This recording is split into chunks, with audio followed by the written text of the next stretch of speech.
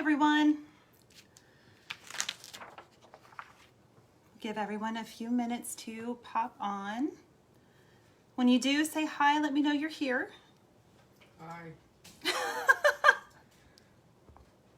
My partner in crime is here. Y'all didn't hear her. Hi, honey. Could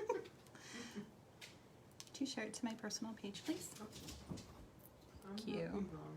I know, I should just rest. Relax. Hi, everyone. Should you pop in and say hello so I can give you a nice warm welcome? Hi, Aunt Patty. And if anybody feels so moved to share the video, please feel free to do so. Make sure that you don't do the watch party, because then people that that want to come in and comment, they can't do that. So they'll just share it, go down to right post, share publicly, and then we can interact together. And if you are watching the replay, please still feel free to say hello, write in the comments, let me know that you're here. And you can even put hashtag replay. Anything that is a comment or a little heart or a like or something gets the event out there for others to see. It helps the algorithm so that people see it, and, you know, all that wonderful stuff. All about the algorithms. Come here, you. Come here. Why? Come here. But my hair is messy. It is so not messy. Come here. She had a massage earlier. This is my other half, the one that's behind the scenes. Hi. She's the one that keeps me centered and grounded and makes sure that everything is running so smoothly. And those times that I've wanted to give up, she keeps me going. So when you hear, or if I say my lovely wife, my beautiful assistant, what else? Like a partner in crime. The peanut gallery. The peanut gallery. That's her. Hi. Welcome, welcome to everyone who's hopping on. And just to refresh. Hello, welcome. Please say hi as you come on so that I can give you a nice warm welcome. And I can interact with you. And if you are so moved to share the post, just make sure it's not a watch party, because then other people can't interact. Just do the right post, share publicly, and that way we can give them a warm welcome as well. Phineas just brought in a milk ring, you know, like on a jug of milk. That's his favorite toy, and he just brought one in. Hi. Are you gonna come say hi to everybody? No. Hi, Leslie. I hope I answered your questions the other day to your liking. Thanks so much for talking. It was nice to talk to you. It's been so long. So grief. I know, it's heavy. I know, and I'll try not to dwell too much, but there's a lot of information out there about grief and a lot of misconceptions, and some of it's, you know, it's just how people used to deal with things, like the Depression era, my grandparents' generation. It would be, you keep it to yourself, you grieve alone, you don't burden other people, maybe you drink, you know, you solve it in another way. And I say solve with a grain of salt. We're going to talk about some misconceptions around grief, what's healthy, what's not as much.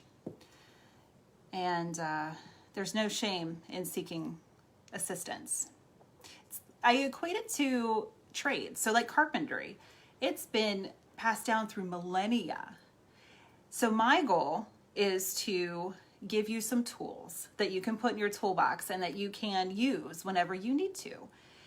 And if I give you, it's like carpentry. If I give you a hammer, but you don't know what to do with the hammer, what good is the hammer, right? If I tell you to paint a room and all you have is a screwdriver, it's not going to go very well. So if you have some proper tools and you have the ability to utilize those tools in the correct fashion, you will be much more successful. And if, much like carpentry, if somebody doesn't tell you how to put the pieces together, what tools to use, when and where, you're not going to know what to do. But once you do know what tools to use, what's appropriate to use and when, and a screwdriver's for that stuff and a hammer's for that stuff. Then you can take the tools out again later in life when you need to build something else. So it's the same with grief. So I will go ahead and get started. Again, welcome to everyone who is here. And if you're watching the replay, hello, just comment. And if you have questions, feel free to either now put them in the comments, or if you are watching the replay, you can still put it in the comments, or you can always send me a personal message. So grief, what is grief? You probably hear the word, but sometimes it just helps to put a little bit of a definition to it. It's just the normal internal feeling that one expresses in reaction to some sort of loss. And it's a loss of anything that's important to you. So we often think of it as the death of a loved one. Clearly, that's one that is, I'm going to go ahead and go out on a limb and say that's the top, is death. And of course, the fresher the death, the fresher the grief. But there's over 40 different life experiences, as we say in grief recovery, that although death of a loved one is the most common, there are 40 some more that are something that you might not think about every day. So that could be something like the breakup of a romantic relationship, a friendship, a family relationship. Because relationships, we tend to think of that as just romantic. Not necessarily. We have relationships with coworkers, our neighbors, people that we worship with. So anytime that there's a break in that relationship, a loss of a job, that's happening a lot right now with COVID, between health issues and maybe a job loss. Maybe it's just because we can't go out and interact the way that we used to. That's all a loss. The loss of a living situation. Hi, Mama. Pets, pet loss. That's a big one. And pet loss, miscarriage, stillbirth, adoption. Thankfully, those types of losses are less ostracized. Hi, Beth.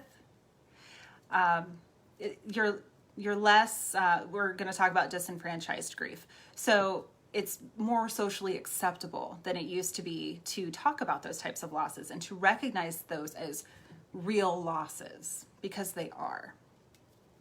Hopes and dreams. That's a big one.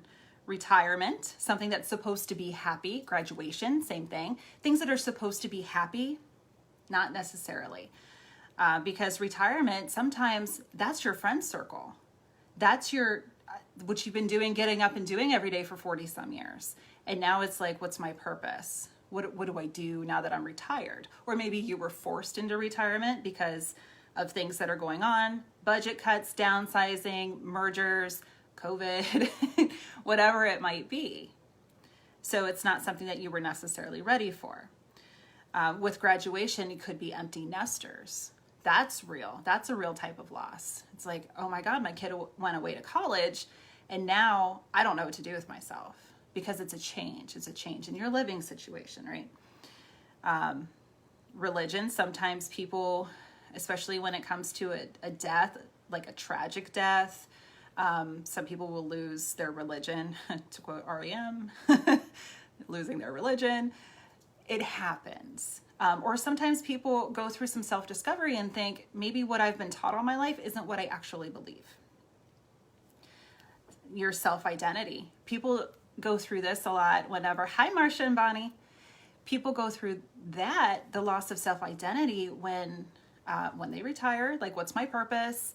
When they become empty nesters. I've been a parent for 18, 20 years and now my kid's gone. It could also be with, it just went out of my head, self-identity, a divorce. That's what I was looking for. A divorce. You're no longer a spouse and it's like, well, what do I do?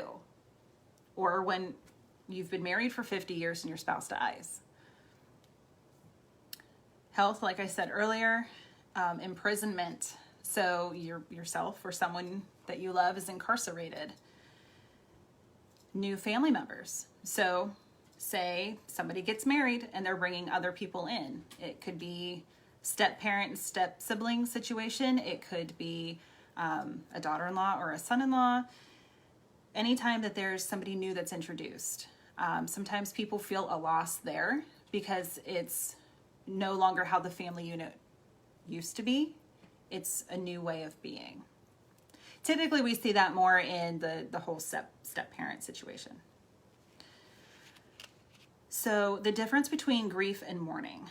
So mourning usually involves a culturally determined ritual that helps the person who's mourning make sense of the end of the situation, whatever the loss is. And it gives them structure to something that can feel really tumultuous and kind of confusing. Kind of like, I don't know what to do with this. So it's influenced by personal, familial, cultural, religious, and societal beliefs and customs. So think about when you were a kid and somebody died, whether it was a great-grandparent, somebody in your community, a neighbor, someone at church, whatever it might be. Somebody died and you're little, and you go to sometimes people go to the funeral home. The Amish have a way of grieving that they all go to the home and they have to kiss the body goodbye. And I had a participant in grief recovery that really freaked her out as a little girl, and she avoided funerals forever. She couldn't deal with it. She didn't want to see a dead body. She didn't want to deal with it. And it would be traumatizing to a small child. Other religions do things very differently. So when we're kids, we look to the adults around us to figure out what is appropriate for the grieving process. What do we do? Do we hold it all in? We don't let we shut down. We don't let anybody see us cry. You put on a brave face. Or do you just sit back and wail, openly expressing your grief, almost to the point of overly? And there's no right or wrong way to grieve. It's, just trying to help you guys kind of figure out where you are in that spectrum. So when we're mourning, we're actively involved in whatever's going on. And I'm going to use the death one a lot because, like I said, that's probably the number one thing that people think of and can relate to. But I am going to talk about other types of grief too. So stay with me, ask questions. I will answer them to the best of my ability. So that's different than later we go into the grief. We go into the bereavement. It's the active part after the death. So while we're mourning, that's really fresh. And then later we go into the bereavement part. Anticipatory grief. So this is one where before an event happens, when you're anticipating the event. So if somebody's terminally ill, or that the downsizing is going to happen, or that you have to move, or graduation day gets closer and closer. So that the loss is coming, and you kind of start anticipating and throwing yourself into grief early. So that's anticipatory grief, and that's real. No, it hasn't happened yet. The actual event hasn't happened, but it's coming, and sometimes that's almost worse. And by the time that the event actually occurs, it's like, oh, what a relief. And then we talk about the disenfranchisement of, I can't believe that you're not showing any emotion. You just spent all that time for 2 months while mom was on hospice freaking out, and now that she's dead, it's like you have no emotions. Like, no, it's more like, oh, okay, it's finally, you kind of got it out of your system. You're like, oh, okay, it's finally over. I'm moving into bereavement now. So disenfranchised grief, that's a big word for basically, grief expert Ken Doka came up with that. He coined that term, I'm going to say probably around 1990, early 90s, when you incur a loss that is not or cannot be openly acknowledged or isn't socially acceptable or otherwise publicly mourned. So usually it's when people don't feel worthy of grief, like those non-death losses, the ones that are supposed to be happy, like retirement and graduation. Oh, your kids are finally out of the house. What are you going to do? And it's like, go to Disneyland? I don't know. What am I supposed to do with it? I'm sad. but maybe you don't feel like you can say that because you might be afraid of what people are going to say. If your ex-spouse or your ex-in-laws or a partner in an extramarital affair passes away, that's something that you might not feel comfortable talking about or openly expressing your grief because it's not socially acceptable. Or that's your ex-husband's that you've been divorced for 20 years. Dad, why are you mourning that? You still are, you're still connected. And sometimes those people are more like parents to us than our biological parents.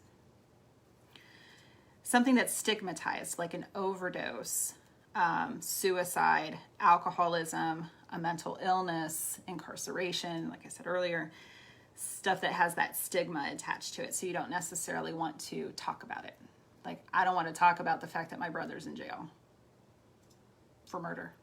You know, totally understandable, but that's disenfranchised grief because you don't feel like you can talk about it to people and have it be socially recognized of, oh, that's too bad. More like, oh, maybe you're fearful that people will judge you based on your brother's actions. Like, well, I'm not my brother, but I love my brother and I'm still sad that he's in jail. Death of a coworker, a neighbor, celebrities. Like when Michael Jackson died, a lot of people were really, really upset. And it's like, well, you never knew him. How could you be upset about it? It's more like what they have contributed to our lives. What hearing Thriller takes you back to your school dance or a talent show or some memory. That's the beauty of music. It's able to transport us to another time and place. And that's really what you're mourning. Not necessarily the death of that person because they were in your life and you personally knew them, but because of what they contributed to your life and what that contribution means to you. Miscarriage, infertility, abortion, again with the stigmatized. But with miscarriage and infertility, thankfully we're getting a lot better about that because we have social media. So this is where social media is wonderful. You have celebrities that talk about it, that talk about their struggles with infertility or miscarriage or stillbirth, disabilities, those sorts of things. And that's where it's beautiful because we are getting better. We are talking, we're having conversations like we are right now about things that people wouldn't necessarily feel comfortable talking about. Pet loss, again, we're also better about that. Pets are often considered like the fluffy four-legged member of the family, or, you know, if it's a reptile or whatever it is, they're considered another part of the family. You take care of them. You feed them, you water them, you take them on walks, whatever it is. They're also a source of unconditional love most of the time. I'm looking at you, Finn. He's so damn cute. Anyway, it's my cat, for people who don't know. So when we have to euthanize them or they run away, or if we have to rehome them, or even when we leave the home. So like when I went to college, I left, obviously I couldn't take my cat with me.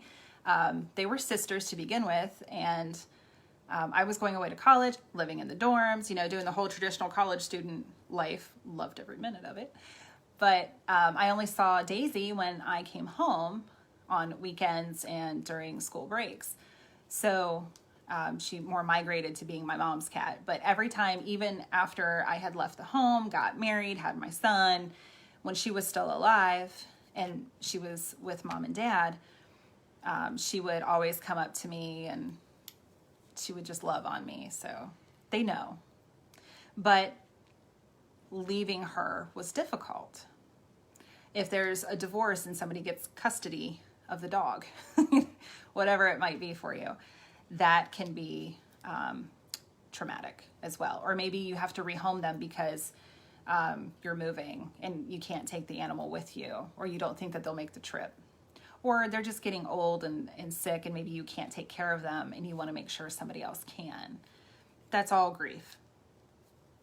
Another one for disenfranchised grief, not getting a job or a promotion, loss of lifestyle. So if you got a demotion or if you did lose a job, your personal dreams associated with that. Sometimes people don't understand how that can be a problem. Like, okay, so you make $25,000 a year less than you did. Adjust your lifestyle. It's like, well, sometimes that's not easy for people. And it's okay for that to happen. And eventually that adjustment is made, but sometimes it's not easy. And it's something that people don't want to talk about because they're afraid of that judgment. Your ex-partner getting remarried, or if it was somebody you dated for a long time and now they're getting married to somebody else. Moving, loss of a home, adoption, like I said earlier, a foster child. So maybe I have friends who have gone through this, and I love you all. If you're watching, I'm so sorry that has happened to you. They were fostering, and then the adoption, the birth parent came back and said, I want them, or they did find grandma and grandpa or another close relative, and it's like, okay, the kid's going to go live with them. So they were taken out of a loving home that they had known for several months. So that can be traumatic for the foster child. It can also be traumatic for the foster parents. Being an adoptee, I never got to speak to my birth mother before she died. I didn't know her. So I didn't get to hear from her end, but everybody that I have met, my maternal grandmother, my aunts, my cousins, my brothers, they have all said that it was very difficult for her. And I can imagine, I have a stinky teenage boy, but I love him I love him very dearly. And he's my world. So I can't imagine the courage and strength and complete selflessness and unconditional love that she had for me, to want better for me than she could provide. And I've had a wonderful life, so I'm very thankful. And I'm sorry that I didn't get to tell her thank you. I know she knows now, but I didn't get to do that. I didn't get to talk to her. I didn't get to hear her side of the story from her lips. I didn't, which apparently I have. I didn't get to talk to her. And that's something I had to deal with as the adoptee. I had to find a way to mourn somebody who gave me life, yet I never knew. So that's been interesting. And that would be disenfranchised grief as well. The loss of meaningful objects and belongings. So maybe you had to move really fast, or maybe there was a fire. Something happened that you lost something that was meaningful to you, an heirloom, a piece of jewelry, a painting, something happened. People will say, that's just stuff. Well, I mean, it is, but it's also what it means. So that jewelry could have been the last thing you had of grandma's. Like, if anything ever happened to my grandmother's ring, I would not be in a good state of affairs. And this necklace was my Grammy's, my other grandmother's. So I would be very sad if something happened to it. And estrangement. So if you're estranged from family members, that's definitely because of whatever happened. There was a fight, the incarceration, like I said, something happened, and you're estranged from family. Not everybody feels like they can talk about that. It's like, well, just make up, they're family. Well, it's not always that easy. So some triggers to grief are basically events that remind us of what happened. The loss of the loved one, the loss of the job, whatever it might be. So it's basically the circumstances surrounding the loss. Going to a hospital where your loved one died. A nursing home. Both of my grandmothers were in the same nursing home. And that was always really difficult, to step foot into that nursing home to visit my one grandmother and go down one. Thankfully, I was able to go down the other wing than the one where my other grandmother died. But that can be triggering. A funeral home. I can't tell you how many times I have heard that. People avoid going, like, I don't want to go to that person's funeral, even though I really want to support my friend and the loss of her mother. That's where my mother's funeral was held, and I can't step foot in there. TV shows. Things can come up on TV that remind you of what happened. Weddings. So that's especially pertinent if, in a couple of ways, if someone you love got married to somebody else. So that might be hard for you. A wedding where, like grandma's not alive anymore, so she's not here to celebrate with us. So that can be a trigger. Family reunions, obviously. If grandma's not there anymore, going to the family reunion can be difficult. For kids, and we are going to talk about kids and grief here in a few minutes, watching someone play with a pet when theirs has died or ran away. Or grandparents stay at school when they go back to school and it's safe. There's Grandparents' Day. So seeing other people with their grandparents can be a trigger. Dating again after divorce can be a trigger for some people. So misconceptions around grief, there are plenty. So here we go. Elizabeth Kubler-Ross, Dr. Elizabeth Kubler-Ross, in 1969, she wrote her book on death and dying. And she outlines the 5 stages of the dying, the person who's dying, their own death. This has gotten twisted in a few different ways. One of which is that people see this as the 5 stages of grief. It's not true. It's the 5 stages of death and dying. And that is denial, bargaining, anger, depression, and acceptance. It's DABDA is the acronym for it. So I have to think about it every time I say it. Other experts have added 2 more emotional stages to the grief part of it, which is experienced by others, which is like shock and disbelief. Kind of goes with denial, but not, it is different. Disbelief is more like, oh my gosh, I can't believe it. How is this happening? Kind of the questioning part of it, where denial is, no, this isn't happening. No, I refuse to accept this. This is not happening. So that's the difference between disbelief and denial. And then they also added guilt. So Elizabeth Kubler-Ross believed that these stages don't have to occur at all. Some people are just like, oh, okay, so it's happening. And then some people never move out of denial.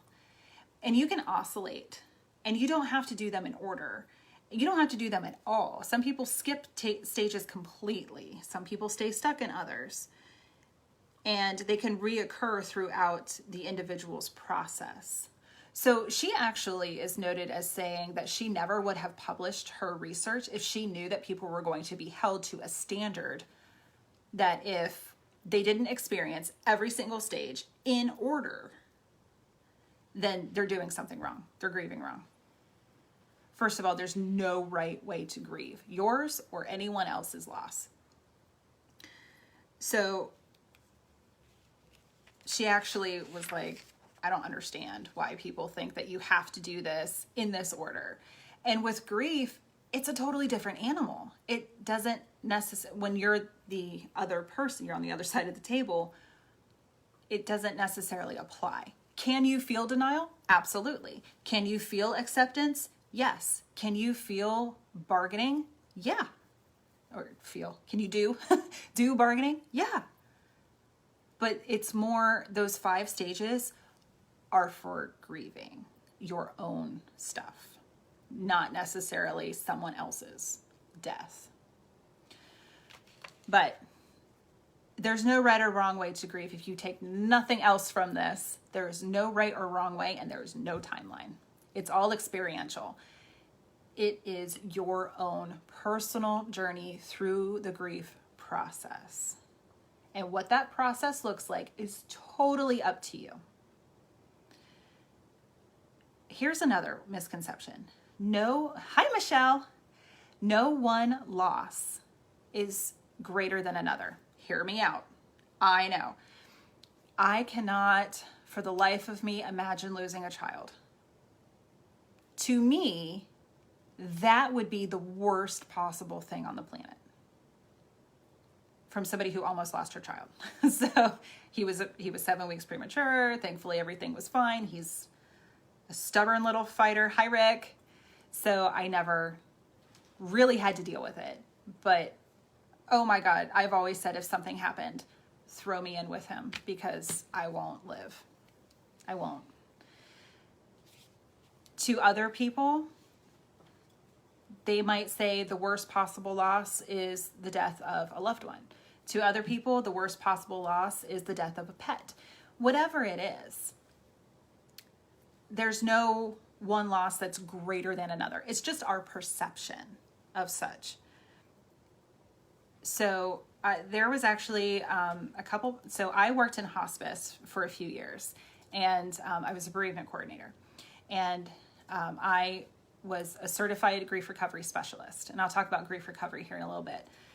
But we ran groups. And there was one group in particular where there were a couple dynamics. And one was parents who had lost an adult child. And another was a widow of, I can't remember, but it was like 50 years. It was a really long time. And the widow said, I cannot imagine. Your loss is so much greater than mine. I can't imagine not having your child to do. I have grandchildren because my child survived and I get to spend time with them. I had all those years with them. The parents that lost the child looked at her and said, I can't even believe you said that. I can't imagine losing my spouse. When you have 50 years with somebody, how much life is lived. So see, there's a perception. The widow thought, I had so much life in 50 years and what great memories I have. And the others are like, oh my gosh, you had 50 years with this person. How are you going to adjust to living without them when, we only had like 20, 25? It's a perception. Also, I had a participant point out to me. So being young, and I was even younger then, being younger, and thankfully haven't lost a spouse to death, I had a widow say to me that my divorce from my ex-husband had to be so much worse than the death of her husband, because I have to see my ex-husband, I have to talk to him, I have to co-parent with him, and how hard that must be. And I was like, I never really thought about it that way, because I wanted to get divorced because I wasn't happy, and it was fine. And I'm like, but you you still loved him, and he was a part of your life. He was the father of your children, et cetera, et cetera, et cetera. And she's like, yeah, but you have to deal with yours, and you have to watch him be with other people. And I was like, it really doesn't affect me. So again, perception. So there are some myths about grief, and we talk about this in grief recovery as well. So don't feel bad. How many times has somebody said to you, oh, don't feel bad, I blah, blah, blah, and like try to like one up you? Okay. Don't tell me how to feel. Don't tell me not to feel bad, because I feel pretty lousy right now. Just replace the loss. So Cole James is now the executive director. His father, John James, was one of the co-founders of Grief Recovery. And Cole's about my age. He might be 40 by now, but he's within a few years of me. And he was instrumental in getting the pet loss part of grief recovery. And he has said, when a dog dies and the parents are like, it's okay, next Saturday we'll go pick out a new dog from the shelter, it's fine. Replace the loss, right? Well, when grandpa dies, we're not going to go out next Saturday and get a new grandpa. It just doesn't work that way. So it's like, you can't replace every loss, and you shouldn't. Even if you do get a new dog next Saturday, that dog's going to be different. That dog's going to have a different name, a different demeanor, probably a different breed. It's in a different time in your life. So the dog that just died, you're not replacing that animal. You can't. Just like you can't replace people. It doesn't work that way. So you can't just go out and replace a loss. So like I said earlier, there's a whole generation about grieve alone or don't burden others with your problems. People don't want to hear about that. How are you supposed to grieve? It's clinically, scientifically proven that people respond better when they're able to share their loss, whether it's with people that they love and trust or perfect strangers in a group that they just share a common denominator with. Time heals all wounds. This one's my favorite. Time does not heal all wounds by itself. It is what we do with that time that heals. You can have a year, and if in that year you don't do anything about it, you just sit around and mope or try to, another one, keep busy, whatever it is for you, you just kind of ignore it and don't deal with it. That's not going to heal anything because you're not doing anything. You're just sitting around waiting for time to heal your wound. It's not going to happen. You have to actively participate in your own healing journey. So in that same year, you get some help, you find new, you all right there? It's out of my hand. My kid. Speaking of the stinky teenage boy. Hey. So it's what we do with that time that matters.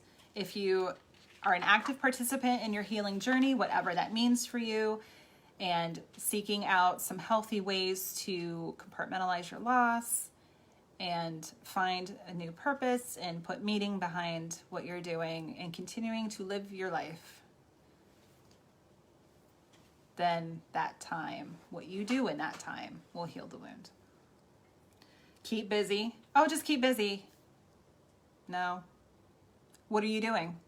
When you're keeping busy, when you throw yourself into work or whatever it is, and you're just keeping busy and ignoring everything and la la la la la la, you're not being an active participant in your own healing journey. You're ignoring it and hoping that it'll just go away. It won't. Because what happens when you get in the shower or you lay your head down at night, when you have those still moments, it's all just gonna smack you in the face. So it doesn't work that way. You have to get busy living and healing. And then when people are like, oh my gosh, just get over it already. It's been a year. Good night. Stop dwelling. People will shut down because they feel like they can't talk about it. And then that's when you go into that ostracized, disenfranchised grief. Bridging on that, some well-meaning things that people say. Well-meaning, but not helpful. She's in a better place, or she's no longer suffering, or at least she's not in pain anymore. Okay, that's nice.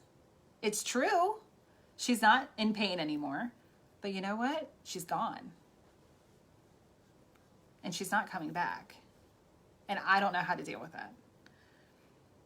She'd want you to be happy. She wouldn't want you to be sad.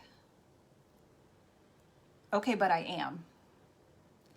And at this moment, I cannot be happy. I cannot find a way to be happy. That's going to come with that time on your healing journey.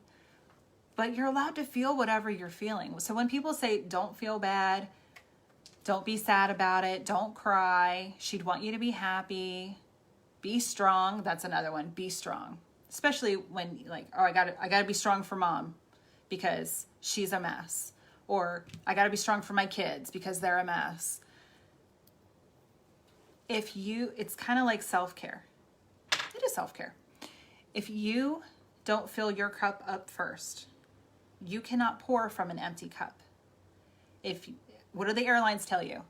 In case of an emergency, an oxygen mask will deploy. Put yours on first and then help others. Because if you're passed out, you can't help anybody else. So put your mask on first. It's not selfish.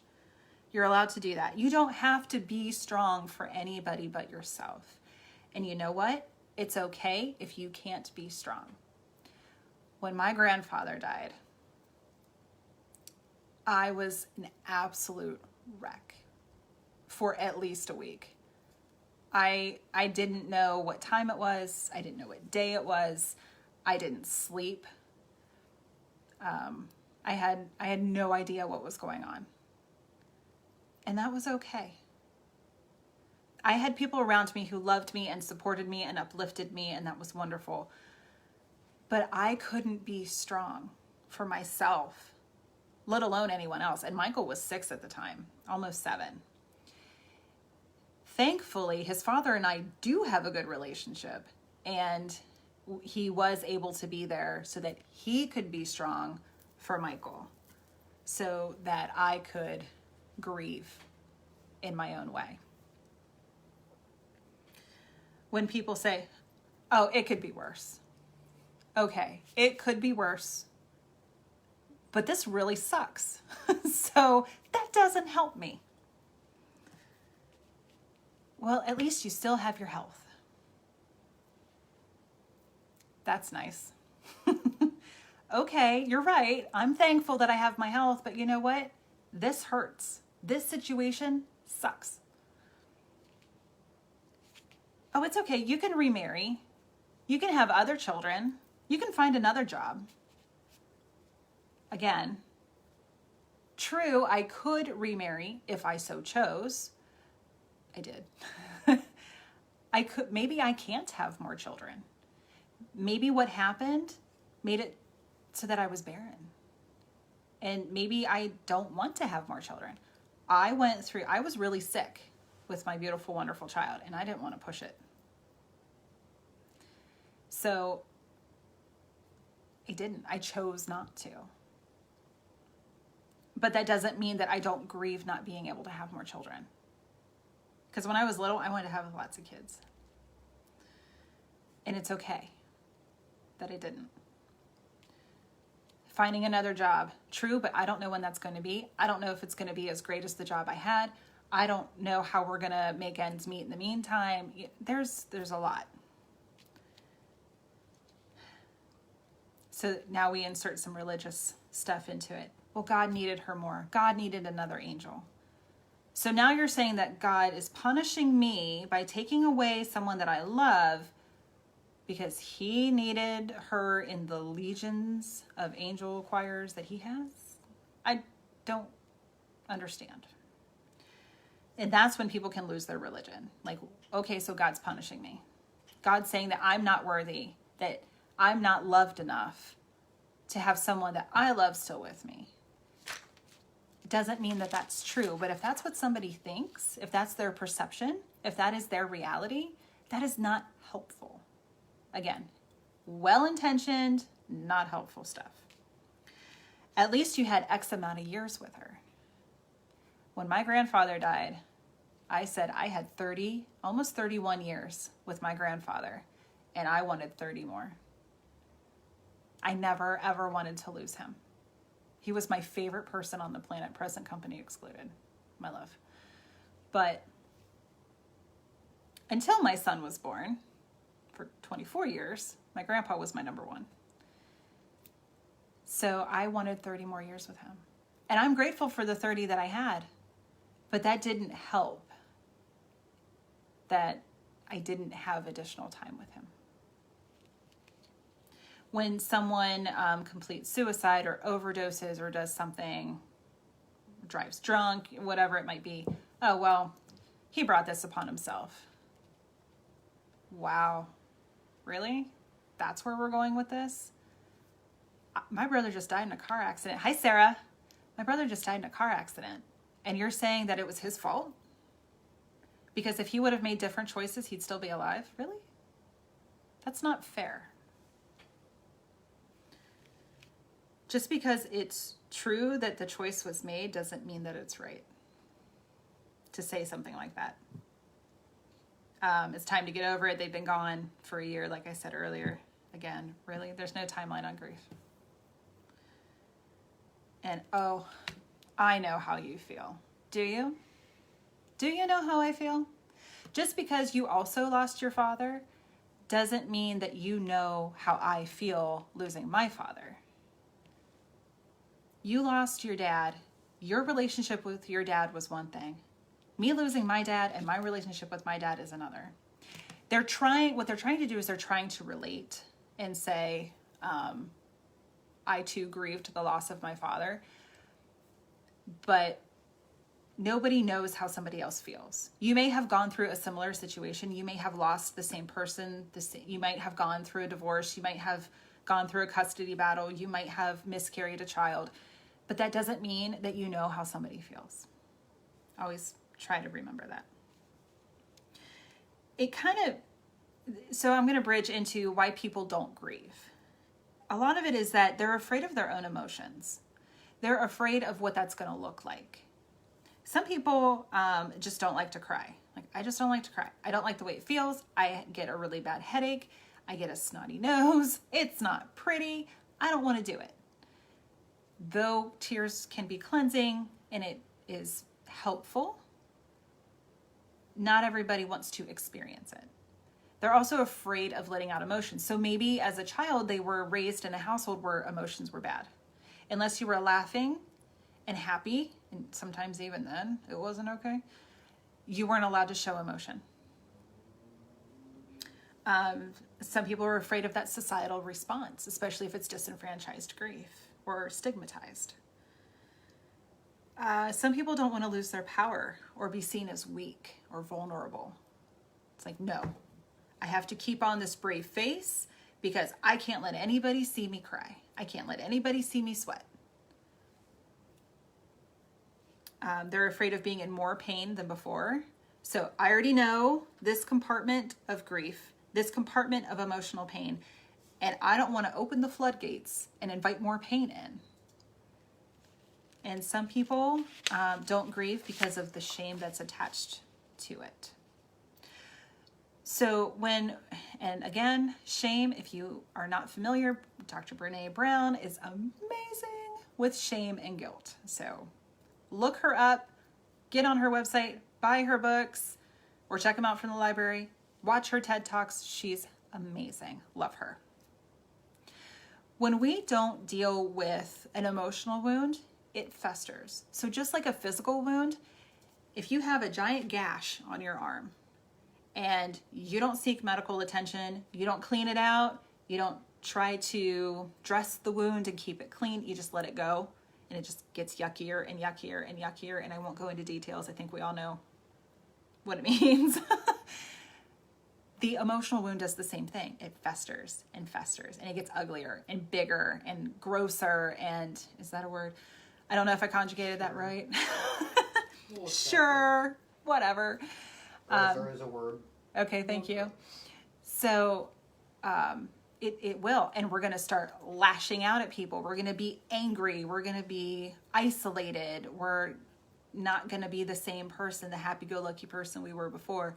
Not that you necessarily are expected to be, but if that's who you are, that can happen. And it can lead to a myriad of issues as well. It can manifest physically. Grief can manifest physically if it's not properly dealt with. It can be emotional pain, physical pain, social or religious in nature. So some people, like I said, they'll become a recluse. They will isolate themselves completely from the outside world. They won't even let their even most close relatives in, their best friends, their own spouse, their own children. Religious in nature, sometimes people dive into religion and cling to it like a life jacket. So broken heart syndrome is real. It can mimic the same symptoms as a heart attack. And when you hear a mother lost her child and died of a broken heart, that would be me. I would absolutely die of a broken heart. It can be stress and increased blood pressure, muscle tension, physical pain like headaches and migraines, stomach and digestive issues, clenching your jaw, breaking a tooth and needing surgery. That was me a couple years ago. Chronic fatigue syndrome, depression, PTSD or another trauma response, problems with sleep, loss of appetite, weight loss, weight gain, hair loss, problems with concentration, fluctuating energy levels, experiencing unjustified guilt. So you might start blaming yourself, the shoulda, woulda, couldas, even if there was absolutely nothing you could have done. It kind of goes with bargaining. Losing interest in activities that you once enjoyed, and suicidal thoughts or even homicidal thoughts, wanting to hold someone accountable, like the drug dealer that sold your loved one the drugs that killed them, that they overdosed on, or the drunk driver that hit your loved one and caused their death. So for children and adolescents, I'm going to go into them now. They all have their reactions to the death of a loved one. And like I said, I'm going to talk a lot about death because it seems to be like top of the pyramid of grief. But you can put this in with moving, anything like that. So as early as ages 3 to 5, they can remember the feelings of the death, not necessarily those with the emotions, because they might not have learned the words to describe their feelings yet. They don't have, that's why toddlers throw temper tantrums, right? They don't have the words to express what they are feeling and what their body is feeling, that nervous system response. So that can translate later in life to abandonment issues or other fear responses, PTSD, sleep disturbances, that kind of stuff. Separation anxiety, especially with infants too.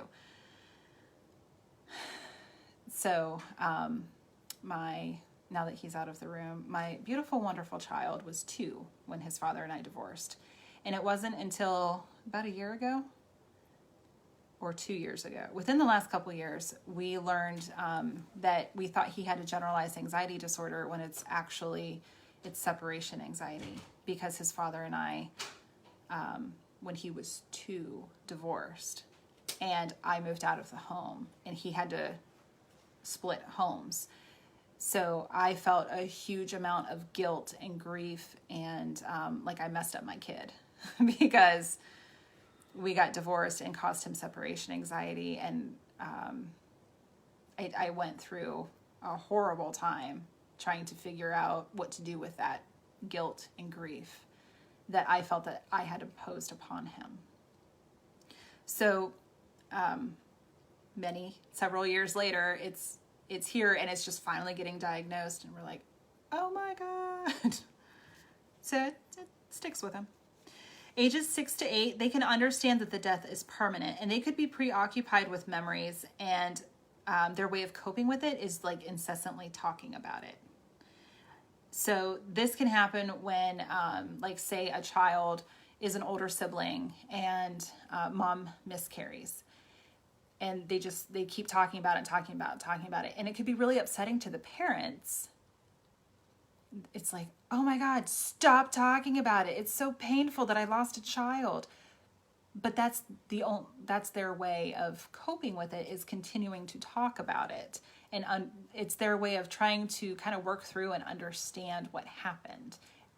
Understand that they're grieving as well by talking about it. Like I said, Michael was 6 going on 7 when my grandfather died. He died like 6 weeks before my birthday, so 2 months before Michael's.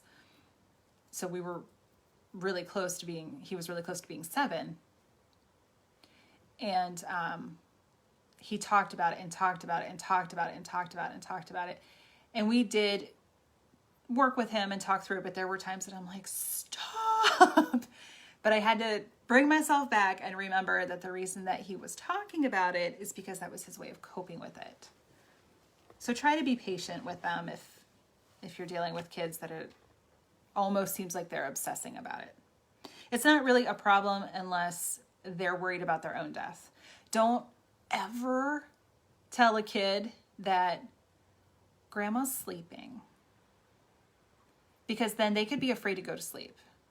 Like, oh my gosh, what if I die? What if I go to sleep and I never wake up? I mean, it's a possibility, but you don't want to put that idea in their heads. So soapbox moment there. Please don't do that. Ages 9 to 11, they might feel isolated or different from their peers or become defensive, especially with things like Grandparents' Day. So if their grandparent has passed and they see the other kids, that can happen. And then, or they don't have a peer to talk to about it because nobody else has experienced that kind of loss yet. Ages 12 to 14 exhibit a wide range of emotions, so true to their prepubescent nature, pre-teenage nature. So it can really fluctuate. It can be varied. They might go from crying to being okay to lashing out to engaging in risky behaviors. So just, this is a tough age, guys, but we can do it. And then ages 15 and up, they tend to deal with the loss much the same way as an adult would with, the normal reactions to the grief. It does, so I usually get a little scientific with you guys, so just a little. There are effects on the brain from grief. So there are neurological changes that take place in the brain that include areas with the limbic system and the prefrontal cortex. So if you want to get really super nerdy, there's Harvard has a great study on it. So look it up. It's really interesting. But they can involve emotional regulation and memory, issues with multitasking, organization, learning. So especially with kids, with the learning, but also with us adults with memory, oh my gosh, I can't remember that I got my glasses up on my head and I'm looking all over the house, or I'm misplacing my keys, or I feel so disorganized, or my house is a mess and it never used to be.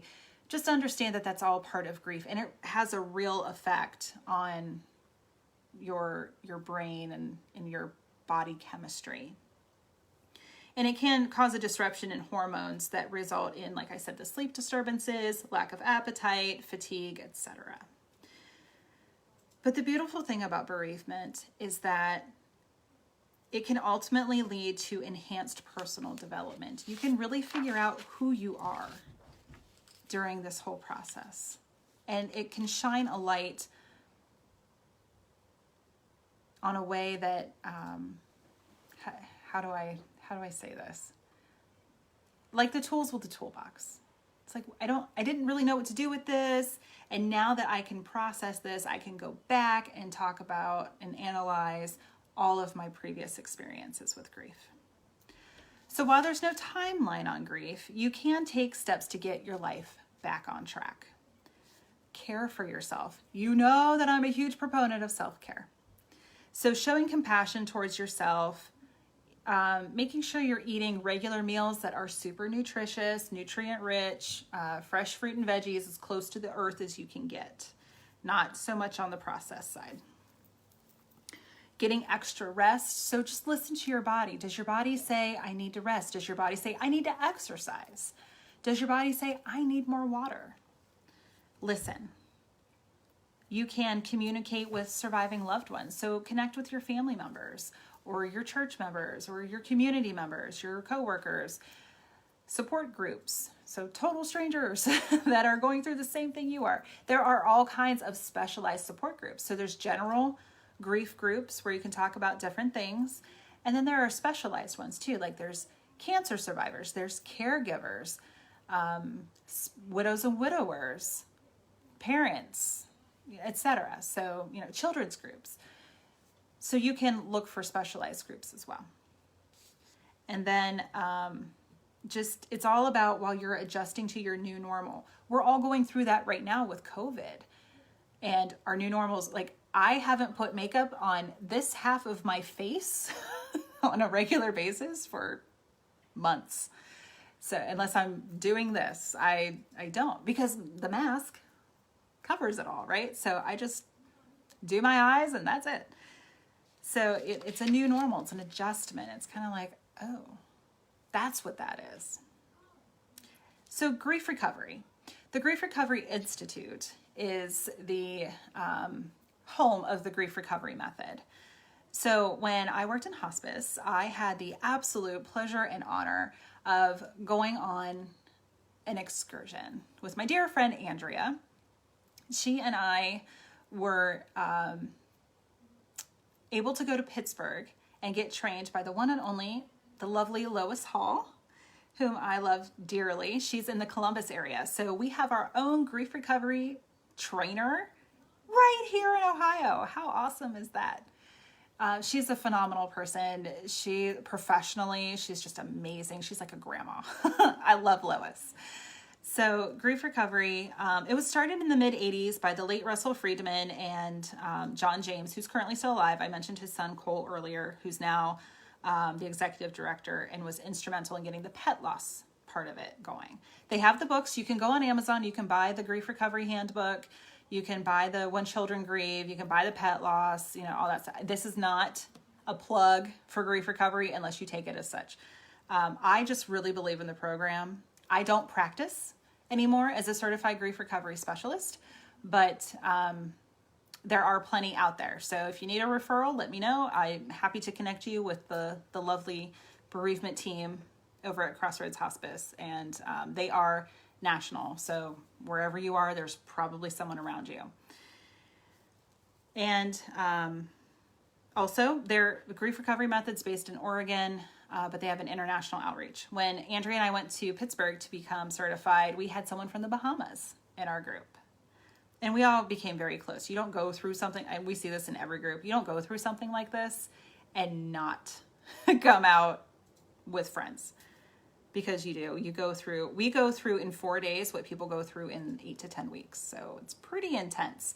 But that's why we were so good at what we do, what I did, because we had to experience it. So it's like, yeah, I know what you mean. I know what you're going through. And you get a whole week to process this. I got an hour, maybe 2. It is evidence-based. Dr. Rachel Noland and Dr. Jeff Hallam at KSU actually did the research. So it's so cool. We have it right here in Ohio.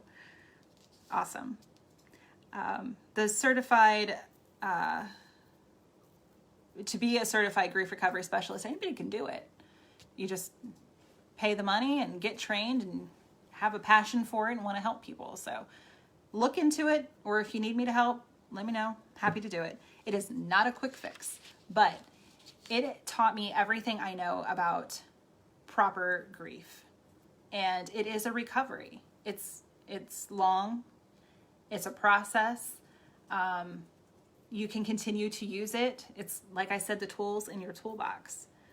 How to use a screwdriver and when, and how to use a hammer and when. If I told you to paint the room, would you use a screwdriver? Probably not. You would know to use a paintbrush. So some ways that you can help other people when they're grieving. One of the biggest things that people say, especially with death, is that people are afraid to even say their names. People are afraid to even bring it up when all the griever wants is so desperately for you to share a memory. Let me know that you haven't forgot my loved one. Let's share some memories. Let's talk about it. It might induce some tears, but it might induce some laughter too.